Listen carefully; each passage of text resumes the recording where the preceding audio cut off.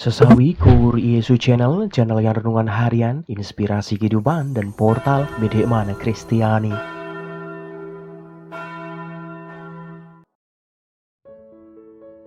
Damai sejahtera beserta kita. Semoga sahabat-sahabatku yang terkasih di dalam Kristus, sobat kula muda dan saudara-saudaraku dimanapun Anda berada pada kesempatan ini, selalu beroleh rahmat sukacita, berkat yang melimpah, perlindungan dari Tuhan, dan rahmat kesejahteraan sahabatku. Sahabatku yang terkasih dimanapun Anda berada, sobat kula muda dan saudara-saudaraku semuanya. Pada kesempatan ini, pada pekan biasa ke-25 ini, tepatnya pada hari Kamis sahabatku, kita akan bersama-sama mendengarkan firman Tuhan kembali dari Injil Lukas bab 9 ayat 7 sampai dengan 9. Mari sahabatku yang terkasih, kita satukan hati dan pikiran kita. Kita siapkan hati dan pikiran kita, supaya dengan hikmat sukacita, kita boleh dan mau terima firman Tuhan sahabatku. Tuhan beserta kita, sekarang dan selama-lamanya. Inilah Injil suci menurut Lukas. Dimuliakanlah Tuhan.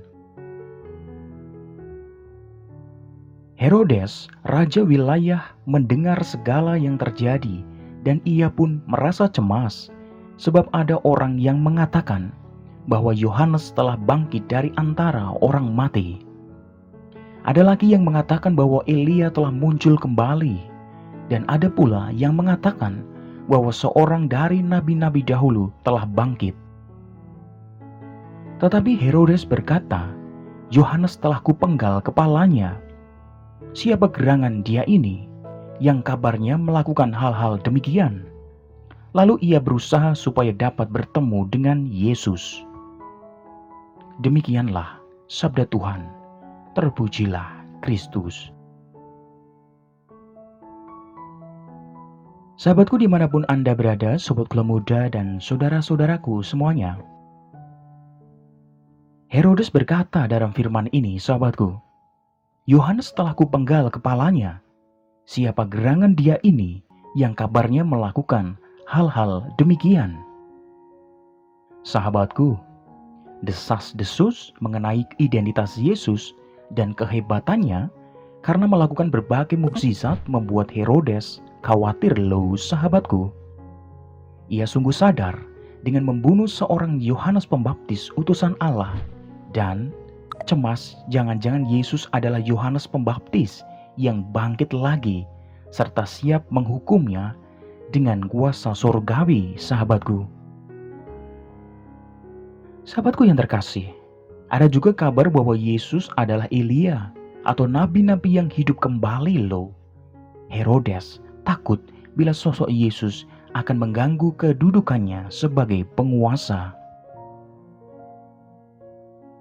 Sahabatku dimanapun Anda berada, sobat kula muda, dalam kisah Injil ada banyak orang yang ingin bertemu dengan Yesus ya. Mereka mengharapkan uluran kasih dari Dia untuk membebaskan mereka dari penderitaan yang mereka alami, sahabatku. Sungguh dengan iman yang penuh, mereka akhirnya beroleh belas kasihan Allah, sahabatku. Herodes ingin bertemu Yesus bukan untuk memohon belas kasih Allah, sahabatku. Bukan pula karena ingin menyambut sang utusan Tuhan dengan baik, sahabatku.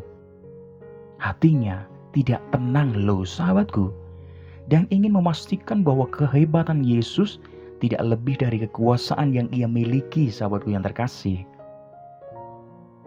Sikap inilah yang membuat dia tidak dapat bertemu dengan sang terang dan terus hidup dalam kegelapan prasangka, sahabatku. Sahabatku yang terkasih, mari kita lihat dalam diri kita.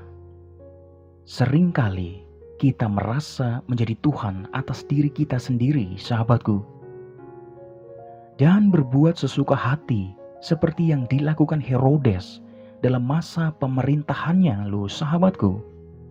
Hal itu membuat kita senang, namun terkurung dalam kegembiraan yang semu, sahabatku. Hati kita penuh kekhawatiran, rasa bersalah, dan kecemasan akibat dosa-dosa yang kita perbuat, sahabatku. Sahabatku yang terkasih dimanapun Anda berada, sobat kula muda, hanya tindakan kasih seperti yang dilakukan Sang Guru, Tuhan kita, yang akan membuat hati kita kembali tenang dan tenteram, sahabatku. Amin. Kemuliaan kepada Bapa dan Putra dan Roh Kudus, seperti pada permulaan, sekarang selalu, dan sepanjang segala abad. Terpujilah nama Yesus, Maria, dan Santo Yosef, untuk sekarang dan selama-lamanya. Amin. Sahabatku yang terkasih dimanapun Anda berada, mari kita tutup renungan singkat ini. Kita satukan dengan doa. Marilah berdoa. Dalam nama Bapa dan Putra dan Roh Kudus. Amin. Ya Tuhan, bila kami sering jatuh dalam kesombongan atas diriku sendiri, ingatkanlah kami bahwa kami hanyalah setitik debu dan hanya bisa hidup berkat anugerah-Mu Tuhan. Ya Tuhan, pakailah hidup kami menjadi sarana firman-Mu yang hidup, dan hidup kami semakin menjadi berkat. Biarlah yang terjadi dalam hidup kami ya Tuhan, terjadi seturut kehendak-Mu. Amin. Kemuliaan kepada Bapa dan Putra dan Roh Kudus, seperti pada permulaan, sekarang selalu, dan sepanjang segala abad. Terpujilah nama Yesus, Maria, dan Santo Yosef, untuk sekarang dan selama-lamanya. Amin. Dalam nama Bapa dan Putra dan Roh Kudus. Amin. Sahabatku yang terkasih dimanapun Anda berada, sobat muda, terima kasih banyak sahabatku.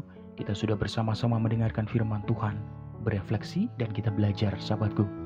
Mari sahabatku yang terkasih dimanapun Anda berada, kita melakukan tindakan kasih seperti Tuhan Yesus sendiri sahabatku, supaya hati kita kembali tenang dan terang serta tentram. Sebarkan video ini supaya banyak orang semakin terima berkat dan terima rahmat sukacita, banyak orang dipulihkan, banyak orang disembuhkan sahabatku. Hidup kita penuh berkat, hidup kita penuh sukacita, hidup kita penuh kesejahteraan, hidup kita penuh perlindungan. Yang gelap diberikan terang, yang buntu diberikan jalan. Sampai jumpa di renungan harian episode selanjutnya. See you later. Bye-bye. Berkah dalam. Tuhan memberkati.